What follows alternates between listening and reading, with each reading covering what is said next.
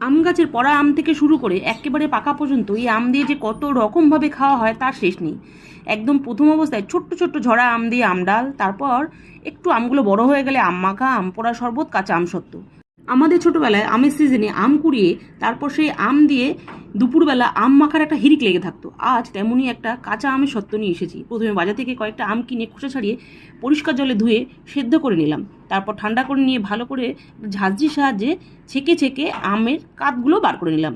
গ্যাসে একটা কড়াই বসিয়ে ছেঁকে নেওয়া আম দিয়ে একটু ফুটে এলে একে একে পরিমাণ মতো চিনি, বিট নুন, সামান্য পরিমাণ চিলি ফ্লেক্স দিয়ে বেশ ভালোভাবে নেড়ে চেড়ে ওপর দিয়ে ভাজা ধনে জিরের গুঁড়ো দিয়ে আবারও একটু রান্নার নুন দিয়ে খুব ভালোভাবে নেড়ে নিলাম। এবার আমসত্ত্বটাকে একটা সুন্দর কাঁচা কাঁচা লুক দেওয়ার জন্য সামান্য পরিমাণ সবুজ রঙের ফুড কালার দিয়ে খুব ভালোভাবে নেড়ে চেড়ে গ্যাস বন্ধ করে ঠান্ডা করে নিলাম।